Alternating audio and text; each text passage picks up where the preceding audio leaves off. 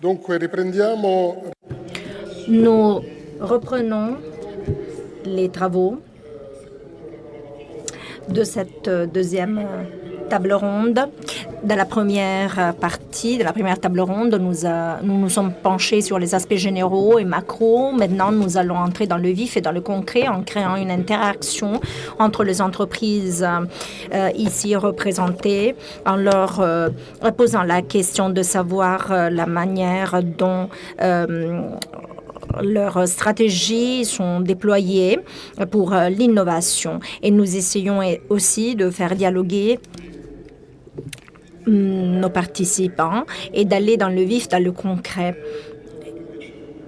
Comme on l'a dit tout à l'heure, nous avons rédigé un document qui s'appelle Synthèse et qui a été circulé par mail et qui a été à la base de ce forum, car nous avons croisé les dispositions de l'article 5 du traité du Quirinal ainsi que les articles 6, 7 et 8 du traité du Quirinal avec les mesures de nos plans de relance nationaux, le PNRR et le plan de relance français. Et les différents domaines qui prévoyaient et qui avaient plus de disponibilité pour les investissements sont ressortis de cet exercice. Et nous avons rédigé ce document de synthèse identifiant 3 domaines, des secteurs dans lesquels les investissements publics seraient particulièrement utiles, comme les infrastructures, la technologie satellitaire et des mesures pour la microélectronique, le cloud, l'agroalimentaire, l'hydrogène et le soutien aux startups, que ce soit cybersécurité, ou bien d'autres mesures technologiques comme l'agroalimentaire, les énergies renouvelables et l'efficacité énergétique. Ce document peut constituer un point de repère pour notre forum, mais aussi pour le forum d'avenir, car les autres articles se penchent sur la mobilité, sur l'énergie et sur d'autres secteurs qui revêtent un intérêt pour nous. Le traité du Quirinal, comme vous le savez, se compose du traité lui-même et de la feuille de route, qui est un document très important qui explique et qui décline dans les détails les dispositions du traité par secteur, en fournissant donc des informations supplémentaires et complémentaires. L'article que je vais citer, car j'ai la déformation professionnelle de l'avocat et donc j'ai toujours tendance à partir de la loi. L'article 5 de la feuille de route prévoit justement ce que je viens de dire, à savoir France et Italie s'engagent à coordonner leurs investissements stratégiques pour la politique industrielle européenne. Donc cet aspect est intrinsèque aussi dans l'annexe, dans la feuille de route annexée, et puis les semi-conducteurs, l'industrie pharmaceutique sont également mentionnés. Dans cette deuxième table ronde, nous aimerions être plus concrets, mais il y a également un économiste de BNP Paribas qui va intervenir avec des remarques préliminaires et d'introduction sur la collaboration entre l'Italie et la France. Donc nous remercions Jean-Luc Proutat de son intervention. Donc, je suis ravi d'avoir l'opportunité d'introduire ce second débat et honoré, donc qui traite de la recherche. Alors comme je suis macroéconomiste, je vais aller sur mon terrain un petit peu de prédilection qui sont les grands chiffres, les grandes masses. Qu'est-ce que c'est que la recherche ?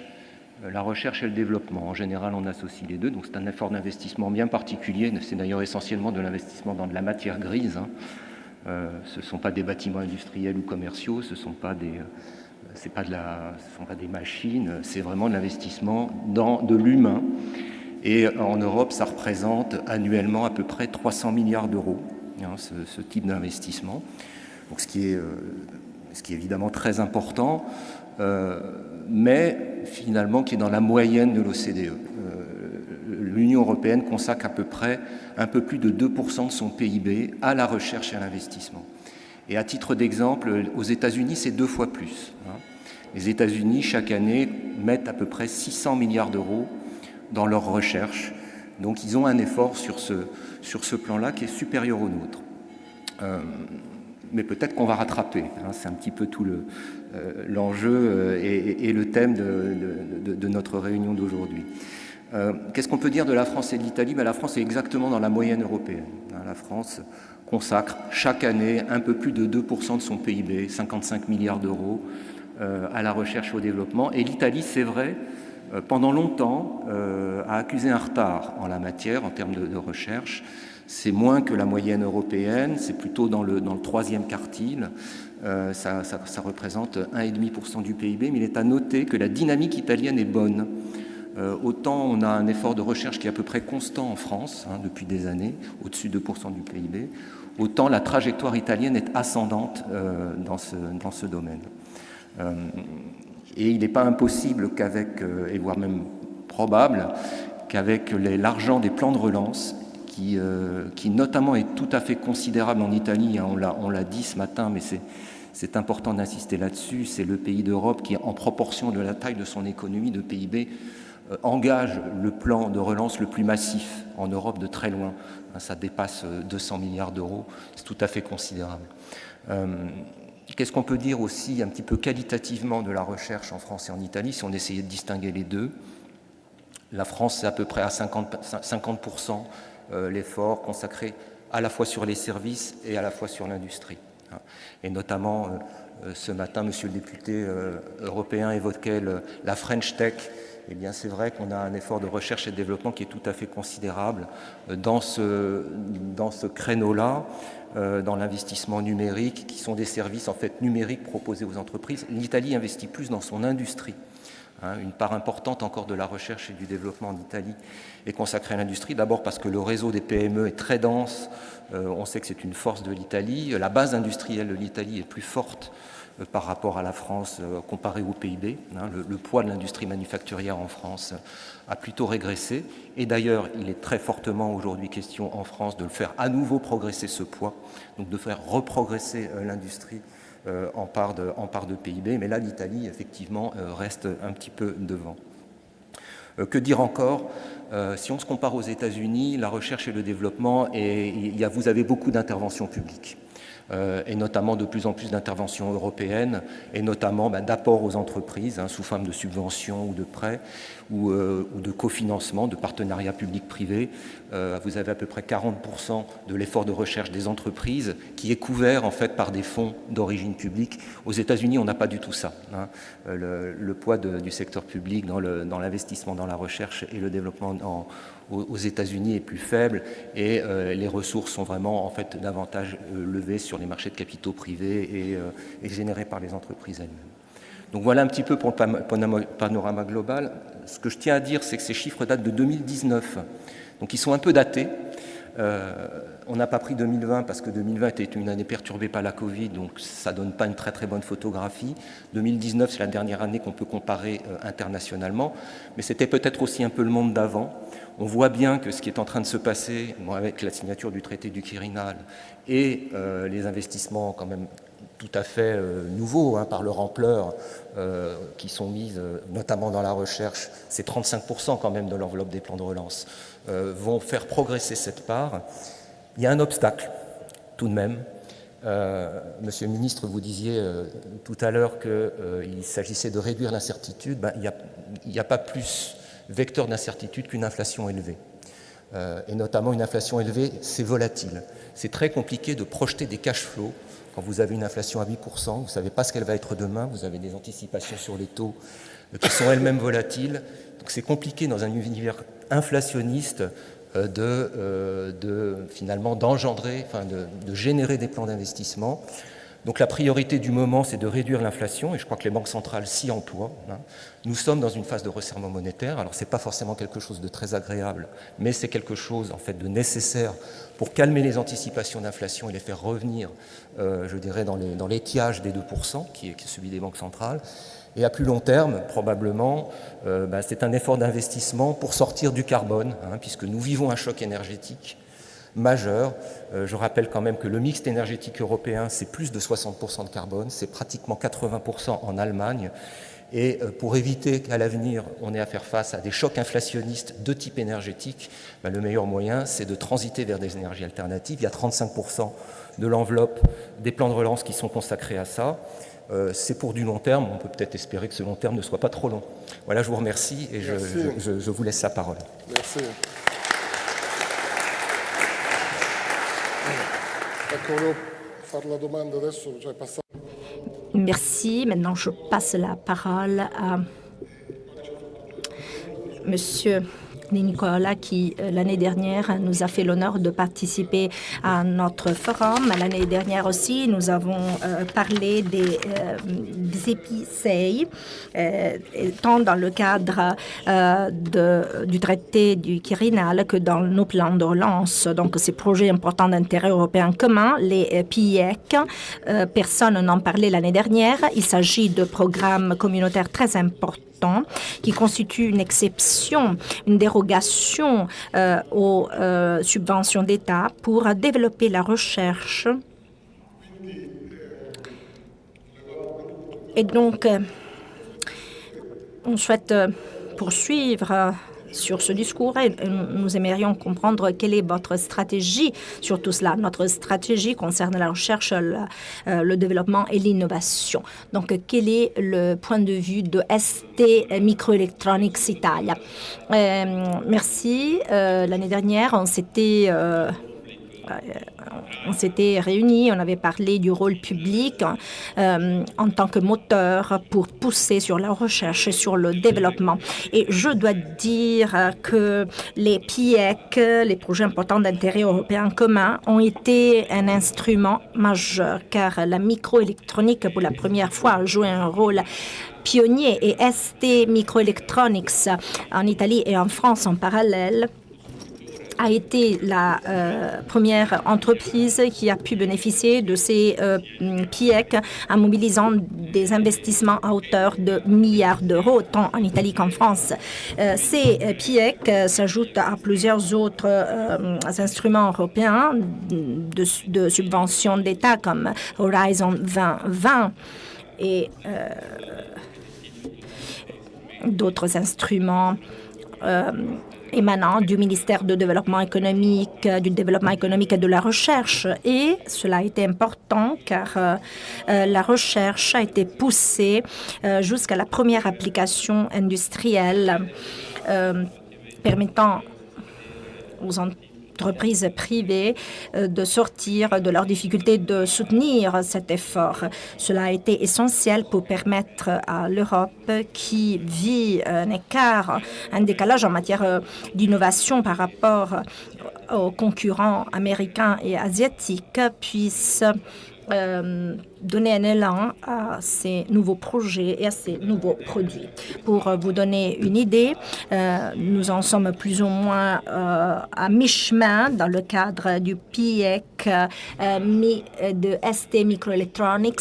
En Italie, nous sommes l'un des acteurs majeurs et le premier PIEC n'a engagé que 4 pays européens, l'ancien le Royaume-Uni et l'Allemagne, l'Italie et la France.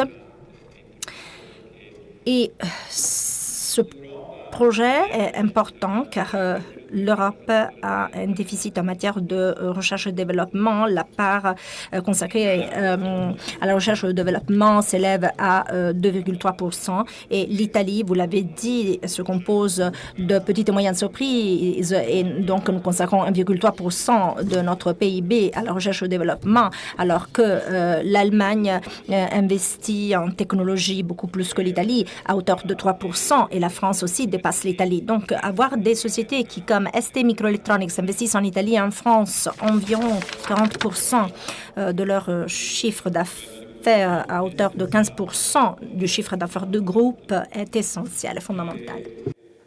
L'innovation. L'innovation est importante, mais elle doit déboucher sur la production. Il faut que l'on mette en commun la production et toute la filière du réseau de compétences. Les opérateurs publics, le Centre national des recherches en Italie, les universités, les PME. Donc un écosystème en Lombardie et à Catane. Nous avons 2 pôles importants qui voient des implantations de centaines de PME qui viennent travailler avec nous. Que faut-il faire maintenant? Eh bien, de façon vertueuse, l'exemple de la microélectronique a donné naissance au nouveau programme en matière de batterie, d'hydrogène, de cloud dans le cadre des PIEC. Et nous négocions avec la France et l'Italie sur les PIEC. 2 milliards 400 millions d'investissements en termes de PIEC en quelques années pour l'Italie. Un nouveau PIEC prévoit déjà 10 millions d'euros d'investissement. Il importe de faire en sorte que le rôle central des semi-conducteurs qui sont à la base du développement dans plusieurs applications et surtout dans des secteurs fondamentaux où l'Europe est toujours chef de file, le secteur automobile et le secteur de l'industrie, eh bien, il faut que ces initiatives s'accompagnent de la nouvelle loi européenne CHIPS Act qui permet de jouer le même jeu sur le même terrain de jeu que les États-Unis et la Chine. C'est-à-dire qu'il faut, avec les mêmes règles, il faut aller au-delà du paradigme des aides d'État parce que s'il n'y a pas d'intervention de la part des gouvernements et de la communauté européenne, l'Europe risque de perdre encore plus son rôle central. Merci. Merci. Est-ce que Christian souhaite ajouter quelques mots sur la recherche et l'innovation? Je remarque en effet que l'effort de recherche-développement, surtout sur le développement européen, est important. Nous avons la chance, en Italie et en France, d'avoir des entreprises extrêmement innovantes et créatives. Souvent, ce sont de petites entreprises. L'exemple est d'ailleurs patent. Dans le vaccin, c'est une petite entreprise de 40 personnes qui a été rachetée par une grande entreprise américaine, mais à l'origine, c'est une petite entreprise européenne de 40 personnes qui a trouvé le process technologique innovant du vaccin anti-Covid. Ce n'est pas une très grande entreprise française à laquelle nous pensions, pour certains d'entre nous, qui avait recherché dans une voie qui s'avère aujourd'hui, mais 2 ans après, très positive, qui était la voie de travailler sur le vaccin de la rougeole et d'aller plus loin dans un vaccin, entre guillemets, classique. C'était une voie nouvelle. 40 personnes. Ce ne sont pas les gros bataillons de la recherche de Pfizer qui ont trouvé quelque chose, c'est une toute petite boîte. Boîte comme on dit en français. Et alors, ce qui est formidable, c'est que dans ce domaine-là, par exemple, pour prendre cette illustration, vous avez Asso Biotech, je crois, est ici, l'association italienne des biotech. Vous avez plus de 600 petites entreprises très innovantes. C'est là que se trouvent des pépites d'innovation capables de nourrir la recherche-développement. C'est aussi naturellement dans les très grandes entreprises. Je crois que un autre exemple présent démontre la nécessité de l'innovation, c'est la guerre en Ukraine. Comment expliquer que l'armée ukrainienne, qui est beaucoup plus faible que l'armée russe en termes quantitatifs, ait pu détruire depuis le début de la guerre plusieurs centaines, certains disent 700 chars, sans le soutien de réseaux satellitaires qui déterminent la position des chars russes à 1 mètre près et qui peuvent ainsi informer très rapidement l'armée ukrainienne de la position des chars pour qu'on puisse les détruire. Une toute petite armée mal équipée avec des vieux matériels réussit à résister de manière héroïque grâce à la technologie. Et on pourrait développer donc l'armement, Thalès est ici je crois, l'armement, la médecine, etc. Alors, qu'est-ce qui nous manque? C'est certes un peu de financement, comme vous l'avez souligné, monsieur, à juste titre, avec l'exemple merveilleux d'une entreprise franco-italienne dans laquelle nos deux États ont encore des intérêts, sont au capital. C'est unique, il faut le souligner. Une entreprise qui consacre beaucoup de ses ressources à la recherche.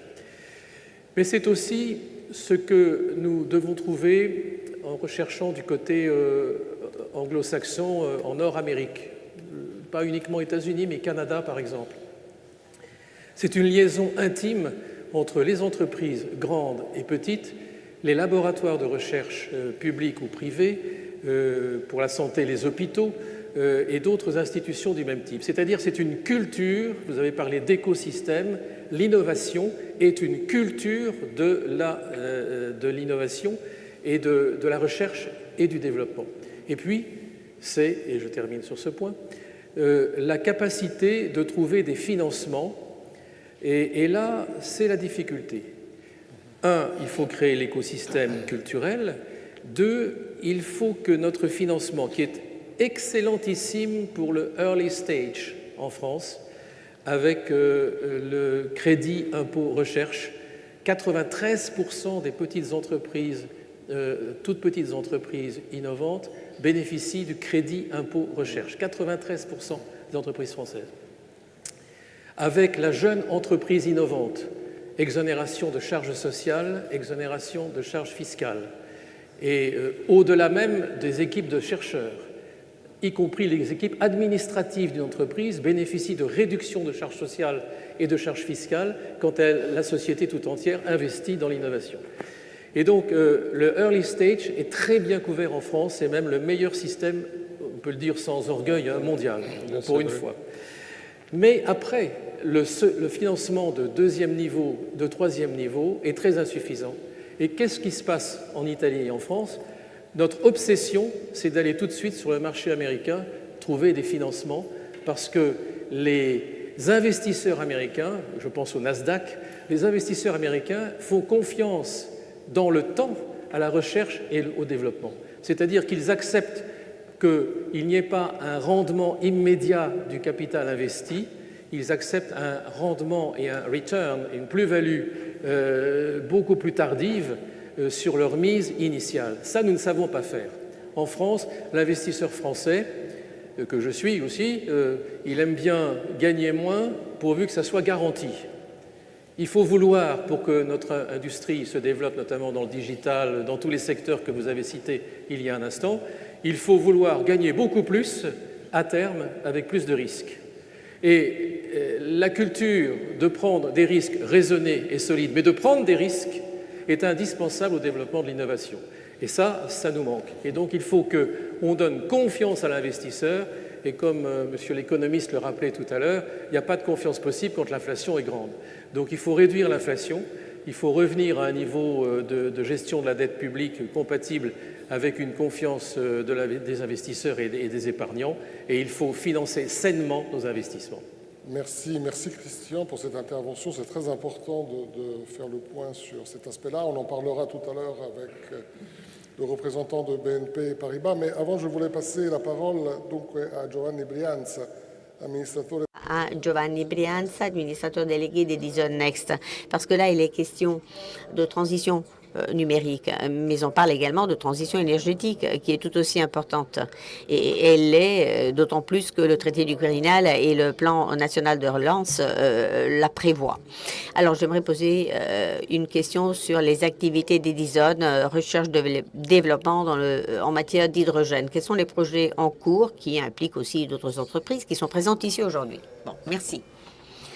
En fait, nous vivons une situation spéciale, en ce sens que, en aval de la crise pandémique et puis de ce conflit, la transition énergétique qui se voulait une orientation à moyen et long terme est devenue une priorité. Par transition énergétique, j'entends le recours à une série de technologies et de matières premières qui permettent de réduire les émissions provoquées par nos activités, sans pour autant perdre de vue une question, la compétitivité de notre système. Edison a créé une plateforme qui dessert les clients industriels, le tertiaire et l'administration publique, et qui investit pour accompagner ses contreparties dans la transition, en mettant à leur disposition toutes les technologies de la transition énergétique, photovoltaïque, éclairage public, hydrogène, biométhane, mobilité, etc. Nous allons investir 2,5 milliards au cours des prochaines années. Nous sommes présents en Italie, en Espagne et en Pologne. Dans le cadre de cette plateforme, nous avons créé une filière intégrée hydrogène, surtout hydrogène vert, car nous sommes les deuxièmes opérateurs en Italie en termes de production d'énergie de sources renouvelables, et donc nous pouvons bénéficier de cette contribution. Grâce aussi à la contribution de notre actionnaire EDF, nous avons créé un partenariat stratégique avec un producteur qui produit aussi en Italie, à San Miniato, ECFI, et nous couvrons le reste de la filière, car la gestion de l'énergie, l'entreposage, le service client relèvent un peu de notre ADN. Dans le cadre des projets dans le domaine de l'hydrogène, nous travaillons par exemple dans les Pouilles, Hydrogen Valley, la vallée de l'hydrogène des Pouilles. Nous travaillons avec beaucoup de clients pour les aider dans cette transition. Et puis avec Ansaldo, nous sommes en train de mettre à l'essai l'utilisation de l'hydrogène à Marghera. Marghera, une installation, un site qui utilise la technologie d'Ansaldo. En fait, c'est la turbine la plus efficace qui soit en Europe, qui a déjà été utilisée pour utiliser l'hydrogène. Nous avons l'ingénieur Marino qui pourra mieux que moi vous parler de cette expérience. Pour nous, c'est une expérience ambitieuse qui va dans le bon sens pour innover dans la transition énergétique. Je pourrais peut-être lui passer la parole pour qu'il puisse nous donner son point de vue sur cette expérience.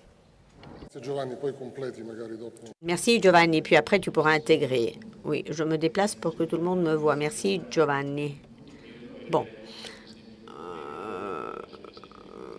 Il est très intéressant d'avoir des exemples concrets à porter. La centrale de Marghera, 750 mégawatts, pour vous donner une idée de l'ordre de grandeur. C'est-à-dire que nous pouvons alimenter 500 000 maisons, habitations. Dans une ville comme Milan, donc une ville comme Milan pourrait être alimentée à partir de la centrale de Marghera. Le travail que nous faisons, nous avons prévu d'utiliser l'hydrogène dans un mélange croissant jusqu'à 70%. Et en même temps, ceci nous permettrait de réduire l'émission de carbone. Une centrale qui a déjà réduit de 50% l'émission de carbone par rapport au parc moyen équivalent, charbon et autres éléments. Donc, il y a déjà une première étape d'amélioration qui a déjà été faite. Et en fin d'année, il y aura une augmentation de l'efficience et de réduction de l'impact du carbone. Et puis, nous pensons aussi à l'avenir pour l'utiliser ayant à notre disposition un produit dérivé et donc d'utiliser l'hydrogène pour réduire davantage l'empreinte carbone.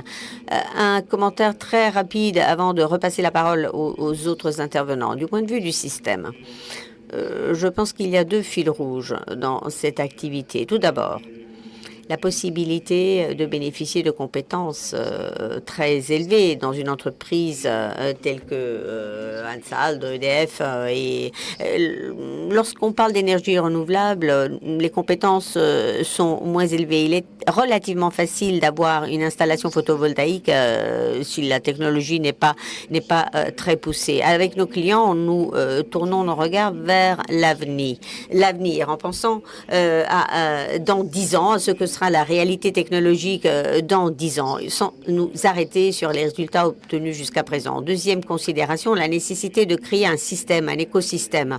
Bien sûr, il faut toujours le rappeler lors des symposiums et il faut d'autant plus le rappeler aujourd'hui. Mais dans une époque telle que la nôtre, de grands changements, des tensions, des crises géopolitiques, eh bien, la capacité à établir un écosystème signifie que 1 + 1 donne non pas 2, mais 3, voire 4. Donc, la capacité à innover ensemble en impliquant des entreprises et des univers très proches du nôtre, tels que le monde français, sont la solution pour contrecarrer cette phase de gros changements et de grandes difficultés surtout. Merci. Merci de m'avoir donné la parole. Merci, Monsieur Marino. Merci pour cette intervention qui montre qu'il est très important de travailler ensemble dans le cadre d'un système. Est-ce que Giovanni a quelque chose à ajouter à cet égard? Bon, à mon sens, l'idée de créer un système est essentielle. Pensez à la transition énergétique. La transition énergétique est en train de déplacer le cœur du système énergétique du gaz, qui est en crise aujourd'hui, vers l'énergie électrique. Alors, si nous souhaitons vraiment aider le système productif et le public à préserver leur compétitivité dans les marchés internationaux, il faut résoudre une équation qui s'appuie sur 2 variables. Réduire au minimum le coût de la technologie, que ce soit des électrolyseurs, des batteries, des pompes de chaleur, toutes les technologies qui caractérisent la transition énergétique, et cela implique qui font éviter de commettre à nouveau la même erreur commise pour le photovoltaïque, c'est-à-dire écarter le défi technologique. Et puis, deuxièmement, réduire le coût de l'électricité. De ce point de vue, la collaboration entre l'Italie et la France peut s'avérer vertueuse, car elle peut faire en sorte que cet écosystème lance et puisse promouvoir une compétitivité au plan international grâce à la présence d'un tissu industriel et productif et qui est prêt à relever ce défi. Merci. Merci, Giovanni. Maintenant, j'aimerais passer la parole à Monsieur Donato Amoroso, administrateur délégué de Thales Italie, société qui exerce son activité en Italie depuis très longtemps. Et j'aimerais vous poser cette question. Quelle est la stratégie en matière de recherche et développement chez vous? Et puis, je lui demande aussi d'établir un lien avec Leonardo et voir comment créer un système. Et le fait d'avoir la possibilité de travailler en système augmente les occasions de business, mais également renforce les relations franco-italiennes. Merci. Et bonjour à tous. Cette occasion qui nous réunit aujourd'hui est très intéressante, car je partage tout à fait les propos de mes prédécesseurs. Et puis, en fait, vous avez beaucoup parlé de petites et moyennes entreprises, et moi, j'ai l'occasion de parler des grands groupes. Les grands groupes existent, et quel est leur rôle aujourd'hui dans ce contexte d'incertitude où la rapidité et la technologie l'emportent de plus en plus. Et le grand groupe a une grande responsabilité. Avant tout, si vous ne le savez pas, Thales est vraiment un groupe mondial. Donc, la technologie est sa frontière extrême et Thales couvre 5 domaines spécifiques en vertical, de la défense à la sécurité, avionique, espace, transport et pour la partie transport, bon, nous savons que la technologie prévue dans tous ces domaines est l'élément central. Thales a acquis davantage de champions technologiques, Gemalto, en dernier, pour enrichir ses solutions et son portefeuille de produits, pour avoir une politique commerciale plus concrète. Ceci dit, quel est son comportement sur un marché en évolution constante et où la technologie risque de devenir un moteur pour la souplesse, la rapidité des petits et des moyens, les petites pépites dont nous avons parlé, mais qui par contre doivent s'encadrer dans un contexte leur permettant pas simplement d'être très lumineux au départ, mais de consolider, de renforcer leur parcours. Eh bien, c'est là, à mon avis, qu'entre en jeu la grande entreprise, c'est-à-dire qu'elle peut même malgré ses lourdeurs, assurer une ossature, une architecture à ce système qui permet aux petites et moyennes entreprises de participer, en essayant en même temps de capitaliser au mieux ce qui doit devenir le produit compétitif sur le marché. Il est absolument indispensable d'être compétitif, vous l'avez bien dit ce matin, pas simplement au plan international, mais au plan européen aussi, car le défi sort des frontières européennes et devient mondial. Comment sommes-nous organisés? Il convient d'en parler, car un groupe mondial qui est présent dans plus de 60 pays avec une structure de plus de 20 000 employés, implique qu'il faut avoir une présence locale, une capillarité, une présence de proximité, sans en arriver au paradoxe de la proximité qui est un autre discours. Bon. Cela implique qu'il faut avoir une présence locale pour dialoguer avec les locaux, en ayant des contacts avec les champions nationaux. Alors, quel est le nouveau paradigme dont nous avons besoin pour aller de l'avant? Il faut identifier une modalité de dialogue différente, complémentaire, retrouver la cohésion qui est là, qui existe, et qui peut directement parler de compétitivité. Et à cet égard, nous avons deux exemples, un beaucoup plus mature, plus gagnant, si vous voulez, l'espace. Dans l'espace, nous avons fondé une alliance espace en 2005, avec plusieurs vicissitudes comme tous les mariages de longue date qui traversent des phases alternées, mais c'est une politique de succès. La politique spatiale européenne a obtenu d'importants, de remarquables succès au fil de ces dernières années. Elle est le produit de cette contamination réciproque que nos deux pays ont lancé fort de leurs compétences respectives. C'est un exemple de collaboration et de succès. J'ai également un exemple dans le secteur de la défense qui est un peu moins mûr, si vous voulez. En tout cas, au niveau européen, dialoguer sur les EDF, donc les fonds pour la défense européenne. Et ce matin, vous avez rappelé Elon Musk. Alors, quelles sont les règles d'engagement pour que toutes ces personnes s'assoient autour d'une table en respectant les mêmes règles? Il faut avoir des règles précises. Il faut qu'il y ait plus d'entreprises, plus d'industries sans superposition. Tous les pays, toutes les industries doivent choisir leur domaine technologique de spécialisation. L'Union européenne confie plus d'1 milliard chaque année sous forme d'aide, de soutien, mais c'est une modalité d'engagement réglementée qui peut être utilisée et exportée dans d'autres domaines. Car, par exemple, si nous pensons au secteur civil, alors Thales en Italie, que peut-il faire? Eh bien, Thales peut faire beaucoup de choses au-delà de l'espace, parce que, comme je vous ai dit, être complémentaire par rapport à l'écosystème national. Donc, parler local, être à proximité et de proximité, c'est fondamental. Et puis, cela permet de développer des synergies, ce qui exige une démarche. Bon, bien sûr, en parenthèse, un domaine, un cadre politique clair de référence, un réseau administratif clair. Et puis, ensuite, le travail, eh bien, c'est fait par les personnes. Et j'en reviens au départ, l'engagement qui se traduit par commitment. Si les entreprises s'engagent à emprunter ce parcours, les initiatives industrielles sont là, elles sont très nombreuses. Il s'agit maintenant de trouver la modalité qui nous permettra d'établir des règles du jeu, donc de nous asseoir et d'exploiter les intelligences individuelles pour qu'elles deviennent des intelligences collectives européennes avec des compétences globales.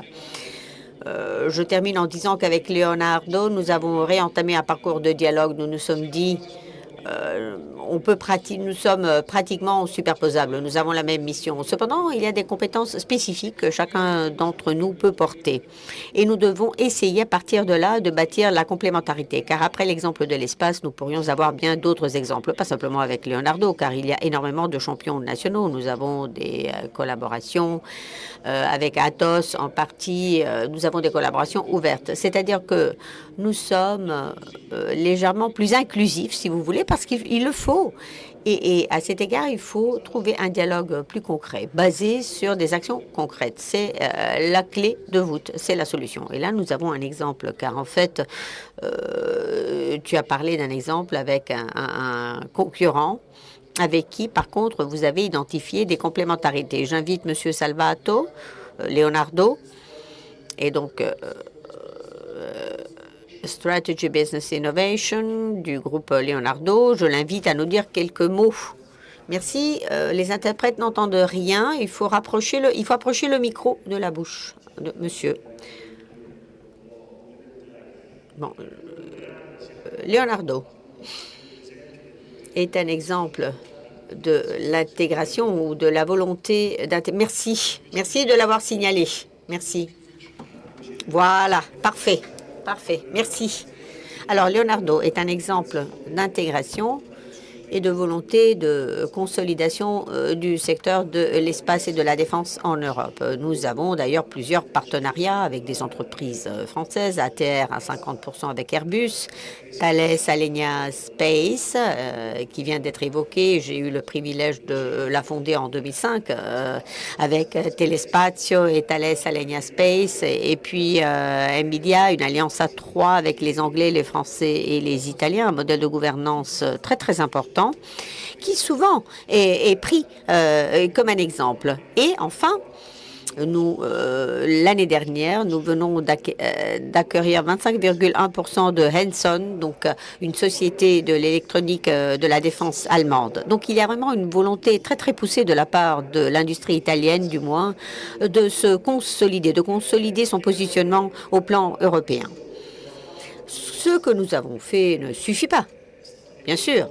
Car, cela a été dit plusieurs fois aujourd'hui, l'Europe doit faire face à des géants comme les États-Unis et la Chine. Je ne sais pas si vous avez lu le dernier rapport de CIPRI qui avait présenté les entreprises chinoises dans le classement aérospace défense. Donc, les entreprises chinoises, maintenant, donc dans les 10 premières, il y a Airbus, Thales et Leonardo pour l'Europe, parmi les 10 premières entreprises. Mais si nous comptons également les entreprises chinoises, il n'en reste plus qu'une, Airbus, qui occupe la 10e place, alors que Leonardo et Thales sortent de ces classements. Ce qui implique qu'il faut faire un saut culturel. Il faut passer de la défense à souveraineté nationale à une souveraineté européenne. La défense de la souveraineté européenne. Et donc, c'est l'état d'esprit qui change, qui est complètement différent. Et j'ai beaucoup apprécié les propos du ministre qui a quelque peu critiqué, si vous voulez, le binôme franco-allemand au départ, dans une période peut-être d'absence de l'Italie.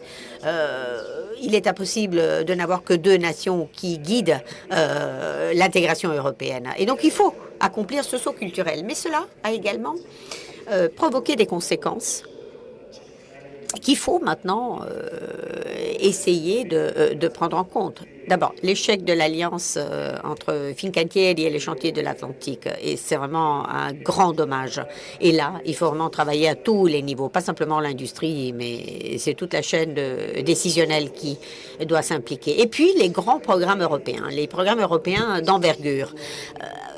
Ce sont les programmes qui sont à la tête, qui inspirent l'ambition de l'Europe. Il faut être ambitieux dans l'espace, dans la défense. Notre ambition, par exemple, nous a permis de créer le système Galileo, où maintenant Gaia X, Francesco nous a quittés. Mais c'est une ambition importante de toutes les entreprises européennes. Autant d'exemples de grands projets européens multinationaux qui sont le moteur de toute une filière d'entreprises. De toute évidence, nous sommes aux côtés des Anglais et les Français sont avec les Allemands, avec l'avion, le chasseur de nouvelle génération. Bon, c'est le fruit de polémiques de ces dernières années qui ont provoqué une dégénération. Mais les grandes entreprises doivent jouer leur rôle. Il faut accomplir ce saut culturel et les programmes de grande envergure, de longue haleine, permettent aussi de devenir le moteur de toute la filière. Dernier point à signaler.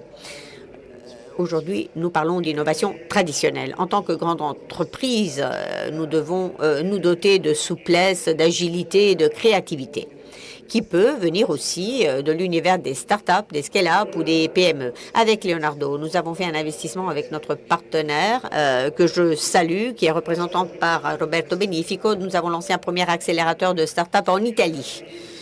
Bon, bien sûr, dans ce cas aussi, nous l'avons dit, il faudra essayer de créer des systèmes axés sur les synergies. Car si vous regardez le cycle de vie de l'innovation, TRL1, TRL9, ou le cycle de vie de start-up, site pré-site, scale-up et round A et round B, bon, il faut créer des mécanismes comme EDF, EDIP ont été des instruments vertueux. Donc, sur la base d'une collaboration franco-italienne, ces mécanismes doivent nous permettre de mettre en commun commun les rares ressources que nous avons, les ressources insuffisantes que nous avons en nous appuyant sur nos compétences.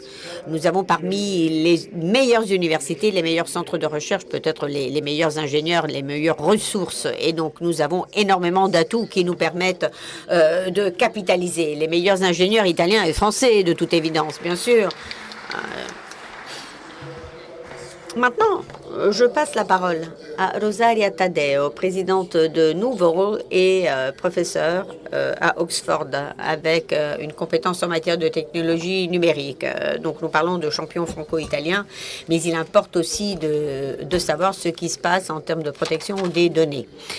Et je propose donc d'aborder ce point. Et puis, un dernier point, à savoir la coopération, collaboration avec d'autres entreprises qui sont présentes ici aujourd'hui. Merci, merci beaucoup, merci de m'avoir invité. Va bene, Guarda, certo. della protezione dei dati. Alors, je partirai de la deuxième partie. Alors, quelqu'un dit que la transition durable est systémique. Alors, cela a trait tant à la transition énergétique qu'à la transition numérique. L'aspect systémique de ces deux transitions se situe non seulement dans les résultats, mais aussi dans les acteurs qui sont censés pousser cette transition. Et là, j'en reviens sur les partenariats publics et privés. Jusqu'à présent, nous avons réparti le rôle en disant le secteur privé va s'occuper de la recherche, du développement et la gouvernance, par contre, du ressort du secteur public. Et les acteurs du numérique ont acquis un pouvoir important et la phase a changé et l'aspect systématique de cette transition demande que l'on passe à une gouvernance qui soit également un acteur, un moteur, mais aussi une gouvernance qui soit conçue comme une sorte de roundabout, où vous avez, comme on le dit en anglais, où il y a l'acteur public, l'acteur privé, les académiciens, car les progrès à accomplir sont nombreux. Donc, la transition ne serait possible que grâce à la coopération entre les différents acteurs. Je suis pour l'Europe et donc il me paraît évident qu'il faut arrêter de parler de la transition européenne ou de la transition italienne ou française, car notre objectif consiste à créer une sorte de championnat européen. J'ai beaucoup étudié ce que la Chine fait pour soutenir l'innovation. Et le rôle du gouvernement a été de créer une industrie avec le développement de l'intelligence artificielle par les laboratoires, par les ateliers de défense et les ateliers civils. Donc, nous devons vraiment surmonter cette limitation, ce cloisonnement qui date du XXe siècle, car la nouvelle vague de l'innovation demande des efforts d'une ampleur plus grande. Et en tant que président de Nouvel, je vous dis que les acteurs du secteur privé ont acquis un rôle différent, le rôle des gatekeepers, de gardiens. Le numérique ne fonctionne pas s'il n'y a pas d'entreprises qui en permettent la viabilité, le fonctionnement à partir des serveurs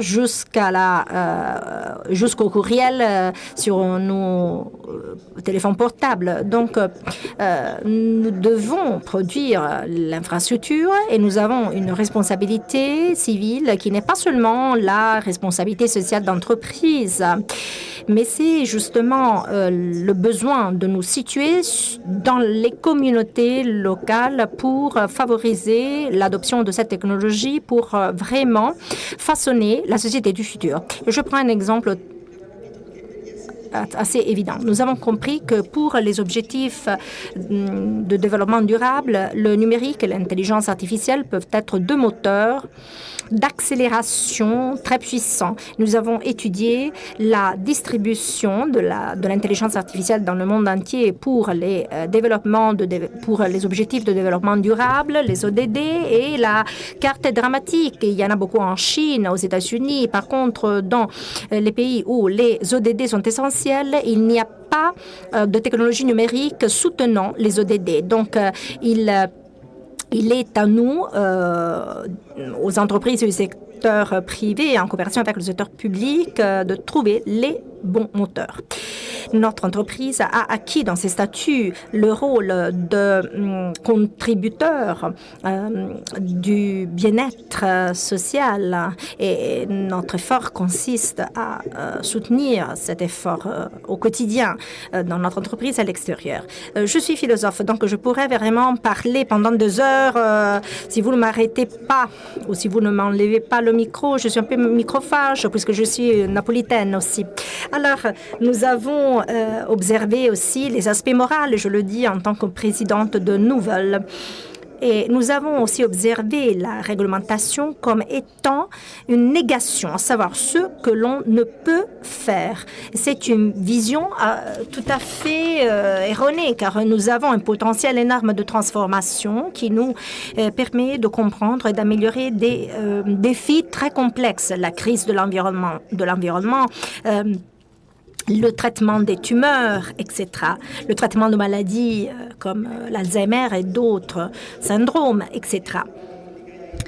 On a parlé de Gaia-X. On définit les normes européennes pour le cloud et c'est fondamental car la définition des normes est essentielle pour contrôler l'accès au marché et pour définir l'innovation. Mais on n'a pas un équivalent pour le partage de données en Europe. En Asie, vous avez des entreprises comme WeGo qui aident à l'accumulation et à la gestion des données pour les villes intelligentes. Mais en Europe, on n'a pas un tel instrument. Et si c'est quelque chose que les entreprises à elles seules font ou le secteur public à lui seul fait, on n'y arrivera pas. Il faut vraiment trouver un point de convergence. Le rôle de ces entreprises est celui-ci. Nous sommes en train de transformer la réalité. Il faut être un peu comme... il faut être un peu courageux pour prendre le risque, pour vraiment diriger et guider notre destin. Merci, c'est ce que nous voulons faire effectivement en tant que IRFI et en accord avec nos partenaires en général et en accord avec Christian Pierret et à l'ambassade d'Italie, nous avons organisé un forum sur l'infrastructure des transports de l'énergie sous forme de table ronde, à savoir une table rassemblant 40 personnes et nous allons adopter ce même format l'année prochaine pour pouvoir échanger sur un thème qui fait l'objet d'un débat. On va le faire dans 6 mois sur la mobilité. Sous la présidente Christine, la présidente de l'Union française de l'électricité qui nous a fait l'honneur d'être ici aujourd'hui. Nous allons donc lancer cette table ronde sur le mix énergétique et l'approvisionnement énergétique électrique franco-italien.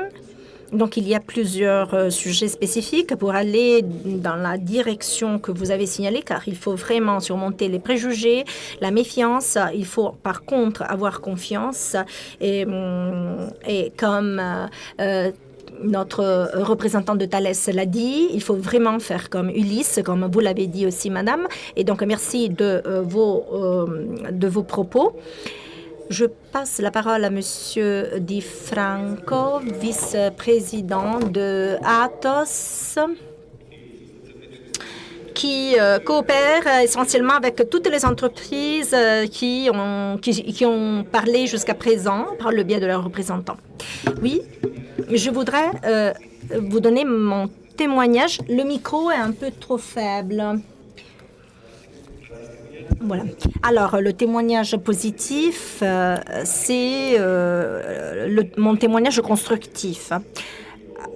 Aujourd'hui, nous sommes en train de réaliser 80% de la capacité d'élaboration nationale, 20% de la capacité européenne dans la réalisation de la création du deuxième superordinateur, l'ordinateur le plus vite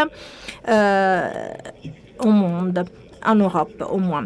C'est une solution end-to-end qui sera disponible pour l'ensemble, pour tout le réseau d'universités, car l'entité qui va gérer ce superordinateur, c'est le CINECA, qui est un consortium d'universités qui sera mis à la disposition de la recherche scientifique et technologique du réseau italien et pour 20% à la disposition de l'industrie. C'est un exemple de coopération entre Italie et France, très important, qui peut situer la recherche scientifique et technologique européenne à un niveau tout à fait différent.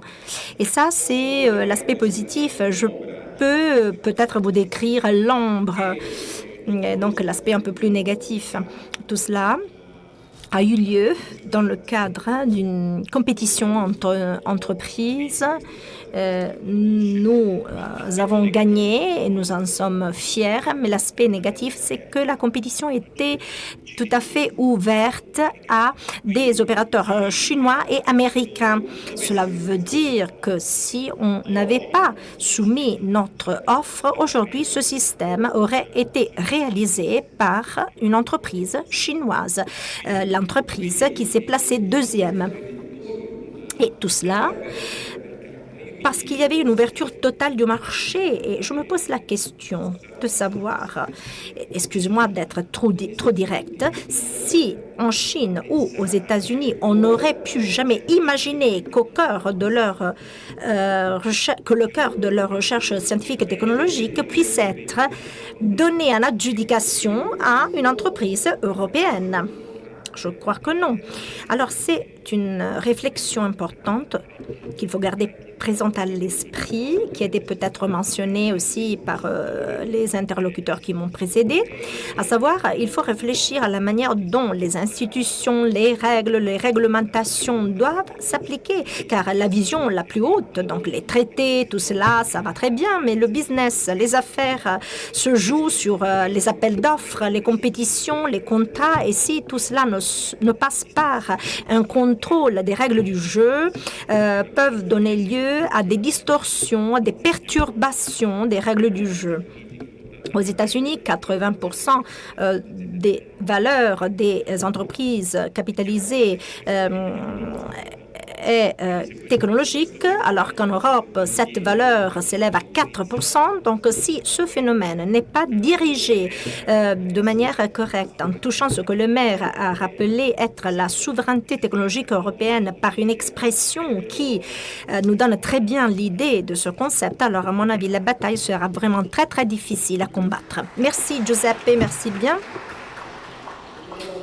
Et maintenant, nous avons parlé de la recherche, du financement. Donc maintenant, je voulais donc passer la parole à Arnaud Algrin, Head of Low Carbon Sustainability Small and Mid-Cap de BNP Paribas, pour poser une question sur le rôle de la banque dans l'accompagnement de la recherche, parce que c'est ce qu'on a parlé, on a dit tout à l'heure, on a parlé de l'importance du financement de la recherche.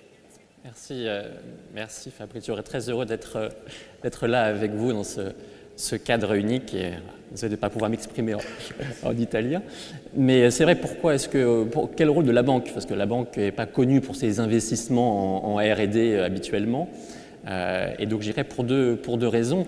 La première raison, c'est évidemment celle de son lien avec les clients. On a parlé d'écosystème tout à l'heure, et là je voudrais apporter le témoignage d'une zone que je connais bien, qui est juste de l'autre côté des Alpes, puisque j'étais responsable de l'activité entreprise dans les Alpes françaises, qui est celle de Grenoble, et puis une autre façon d'accompagner la recherche sur le plus long terme.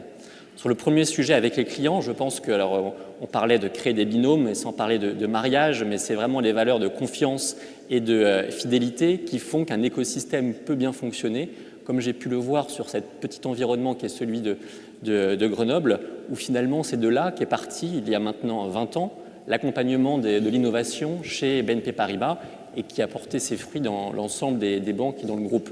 Si aujourd'hui, on peut se dire qu'en France, BNP Paribas accompagne 75% des French Tech 120, on parlait de la French Tech tout à l'heure, ce n'est pas l'effet d'un investissement de 1 ou 2 ans, mais de vraiment cet investissement dans le long terme.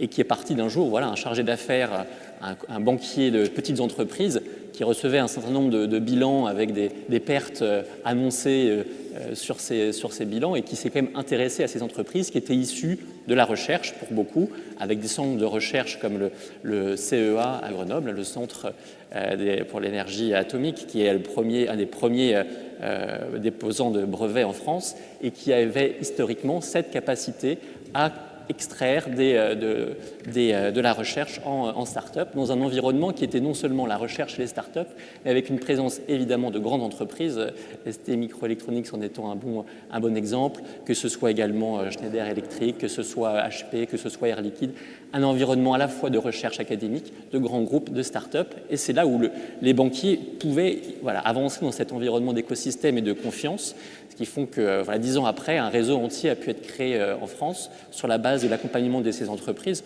où le rôle du banquier, finalement, est d'être le catalyseur, aider aux différentes étapes, se partager évidemment les rôles avec les apports en equity. On parlait tout à l'heure d'environnement, de difficulté de réussir à voir clair. Donc notre rôle de gérer les risques dans un environnement d'innovation est toujours une vraie question. Mais si on a cette confiance à la fois dans l'écosystème, dans les dirigeants, parce que là on arrive vraiment à des relations humaines qui sont essentielles, là on était capable d'accompagner et d'avoir cette présence auprès des entreprises et de les accompagner sur des très belles histoires qui ont pu se développer. Et cela comment ? En ayant justement des banquiers qui comprennent cet environnement, qui comprennent ces bilans avec des pertes, mais qui sont dans un environnement qui est un écosystème connu, et en éduquant aussi notre propre politique de crédit, être capable justement de prendre notre rôle en comprenant bien les différentes étapes, on en parlait tout à l'heure, de l'accompagnement de ces entreprises. Ça, c'est le premier environnement. Le deuxième environnement qui permet à la banque d'accompagner la recherche, c'est aussi via du plus long terme, via les fondations. Par exemple, des grandes entreprises ont des fondations. On le disait tout à l'heure, finalement, l'Europe s'appuie quand même beaucoup sur la recherche publique, donc c'est peut-être un point qui n'est pas tant développé que ça, mais finalement on a des exemples sur lesquels depuis une dizaine d'années on va accompagner des initiatives en lien avec le climat et la biodiversité, par exemple, avec des investissements. On a pu accompagner une vingtaine de projets de recherche. Là, en amont, on n'a pas encore la mise en œuvre opérationnelle, mais on voit bien que sur les sujets de biodiversité, dont la complexité est encore difficile à établir, il faut commencer tôt, et c'est ce qu'on fait aujourd'hui, comme on a pu faire sur le climat il y a 2 ans. Donc vraiment, c'est un environnement sur lequel la banque doit continuer à s'impliquer, avec clairement des difficultés auxquelles on fait face. Parce que c'est clair que l'accompagnement de l'innovation, ce n'est pas un long fleuve tranquille. On a des histoires assez importantes, d'où ce sujet de présence dans la durée qui est important. Sur ces sujets des difficultés, peut-être je peux en dire 2 mots, surtout dans la période actuelle où on a vécu une sorte de mini-crack sur la tech. On s'est dit tout d'un coup, toutes ces valorisations qui montent s'effondrent. C'est là où l'approche bancaire de long terme est intéressante. C'est-à-dire, oui, il faut être capable d'aller sur ces marchés financiers, lever les fonds au bon moment, mais il faut réussir à avoir aussi cette vision de long terme. Un exemple qu'on peut avoir sur cet environnement de Grenoble, qui est l'entreprise Soitec, par exemple, qui était une des précurseurs issus du CEA, justement, qui a été à un moment où du coup, être banquier de Soitec a été très compliqué à une époque où on pouvait perdre des centaines de millions d'euros sur une diversification qui était compliquée. Et là, l'appui dans la durée à la fois de l'État, la présence des banques malgré tout qui n'ont pas fermé la porte permettent d'avoir un champion aujourd'hui avec des bénéfices qui dépassent les 100 millions d'euros. Donc là, vraiment la présence dans la durée qui est importante. Et du coup, cette capacité, on en parlait tout à l'heure, à passer ensuite à l'échelle, puisque si on fait un petit bilan sur cet écosystème typiquement de Grenoble qui a commencé il y a longtemps, on s'est dit, la banque, on va comme ça accompagner les champions de demain. Ce sont des clients de demain que l'on accompagne quand on est le banquier. Et finalement, au bout de 10-15 ans, on avait assez peu à part Soitec, on n'avait pas tellement d'exemples de grandes entreprises qui étaient sorties.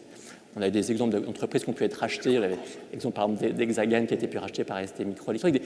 Pas mal de rachats aussi par des capitaux américains, dans les biotechnologies en particulier, avec des très belles valorisations.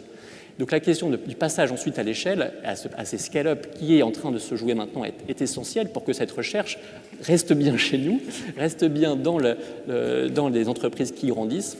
développe aussi à la fois des emplois et des richesses. C'est le projet Scale Up Europe qui a pu être lancé, dans lequel BNP Paribas est bien impliqué. On est en se disant si d'ici 2030, on peut avoir 10 géants technologiques qui valent 100 milliards d'euros, ça serait, voilà, ça c'est des objectifs, mais des objectifs communs qu'on peut bien sûr avoir avec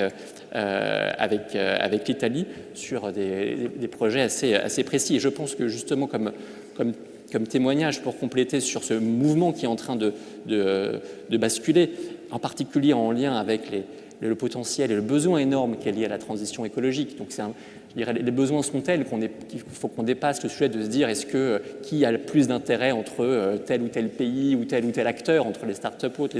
Quand on voit que si aujourd'hui on est à 1 000 milliards d'investissements par an et qu'il faudrait être à 5 000 milliards par an si on veut rentrer dans les objectifs 2050 de l'Agence internationale de l'énergie, les besoins sont colossaux en innovation et en investissement. La banque a un rôle clair. Et j'étais finalement, alors voilà, on peut être aussi ému quand on est banquier, quand j'entendais parler de l'Euronext Tech Leaders tout à l'heure, ce nouveau indice qui est créé, ce nouveau groupe. Oui. Il se trouve que justement dans l'écosystème dont je parlais de Grenoble, on en a 4 qui sont 10% finalement de la présence française, dont 2 dont je connais personnellement les dirigeants et on les a accompagnés à leur introduction en bourse l'année prochaine et qui sont des témoignages intéressants de se dire comment, entre une technologie, par exemple la technologie de Waga Energy, qui est une technologie qui était issue des recherches chez Air Liquide pendant des dizaines d'années, des jeunes ingénieurs ont ensuite sorti cette technologie, accompagné le développement de cette technologie visant à réutiliser le gaz de décharge pour en faire du gaz injectable dans du réseau, donc un apport extrêmement fort pour le développement d'énergie qui soit durable. Et on voit comment, au début, avec des questions vraiment, comment est-ce qu'on fait confiance à une technologie qui est nouvelle et comment est-ce que finalement un environnement aussi réglementaire qui va être grâce à des prix qui peuvent être garantis, un environnement qui permet de s'assurer que même si la technologie est nouvelle, on a un environnement qui est favorable, on arrive à déployer à grande échelle. Et là, le rôle de la banque, ça a été de se dire oui, il y a eu un investissement en equity et c'est vrai que voilà, on avait mis peut-être un montant qui peut paraître assez réduit, qui était 1 million d'euros pour financer pour doubler finalement le financement pour leur première unité, qui a permis d'accélérer. Et c'est vraiment le sujet dans lequel on est aujourd'hui, je pense, qui est de se dire, il faut que, voilà, on a le proverbe bien connu que, voilà, tout seul, on va plus vite, ensemble, on va plus loin. Je pense que là, il faut que, voilà, on aille à la fois plus loin, mais aussi plus vite, en mettant chacun à profit ses expériences. Et je peux citer un autre exemple qui est celui on parlait de McPhee tout à l'heure, qui était aussi une entreprise qui est issue de cet écosystème, avec cette présence aussi en Italie, qui a permis justement de basculer d'une technologie qui était une technologie de stockage solide de l'hydrogène, qui était une belle technologie au départ. L'IPO que BNP Paribas a accompagné en 2014, c'était pour cela. Et en fait, cette technologie, il a fallu basculer justement avec les électrolyseurs. C'est là où le lien avec l'Italie a permis de passer à une nouvelle échelle. Et là aussi, le soutien dans la durée d'entreprises comme ça pour les banquiers, c'est un challenge, mais c'est ce qui permet aujourd'hui d'avoir ces nouvelles entreprises qui émergent et qui sont vraiment la mise en œuvre de cette recherche dans l'économie. Donc ça, c'est notre rôle clé et je pense que voilà, je suis plein de confiance en notre capacité à l'accompagner. C'est pour ça que sur le sujet de la transition écologique qui représente un montant très important dont je parlais tout à l'heure, BNP Paribas a choisi de lancer il y a un peu moins d'1 an un Low Carbon Transition Group créé pour accompagner les grandes entreprises et les grands innovateurs sur ce sujet-là. Et c'est pour ça que la direction générale de BNP Paribas m'a confié l'objectif d'étendre cette approche pour les PME et ETI dont on a beaucoup parlé et d'où l'innovation est accompagnée. Merci Arnaud, grazie per questo intervento anche.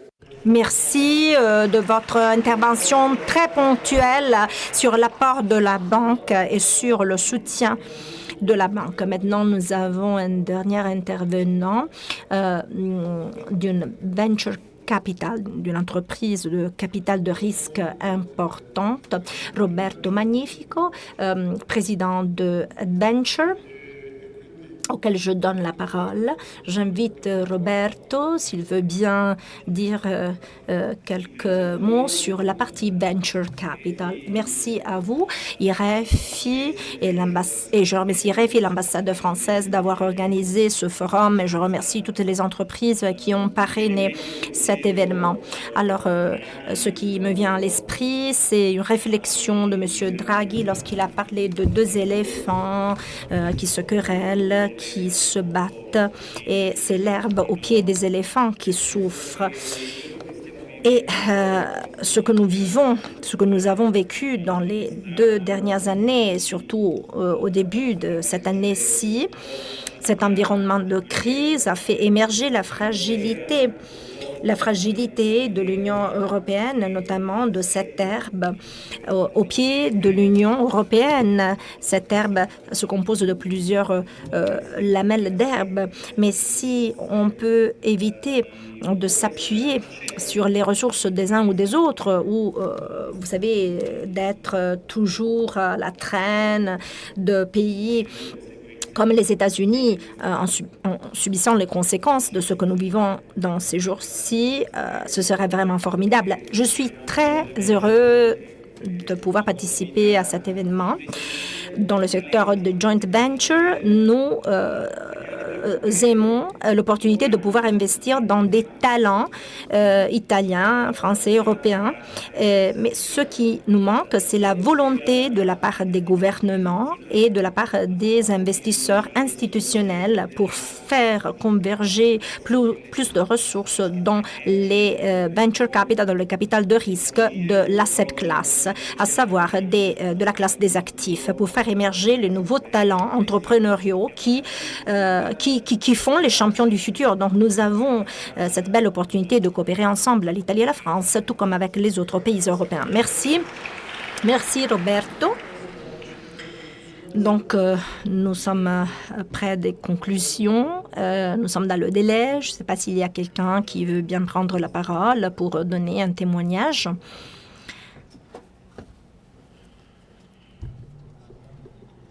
Allez-y, madame. Ça marche? J'ai entendu beaucoup parler de cette interaction entre les gouvernements et les entreprises. Il y a un traité par Carlotta Pérez, un très beau traité où elle analyse les interactions entre les gouvernements, les entreprises privées. C'est un véritable cerveau formidable de notre époque. Je vous suggère de lire ce traité, ce livre, qui est vraiment très agréable à lire, en plus de la valeur intrinsèque de ce traité. Je vous remercie de votre suggestion. Y a-t-il d'autres témoignages? On va bientôt tirer les conclusions. On va se rapprocher du déjeuner.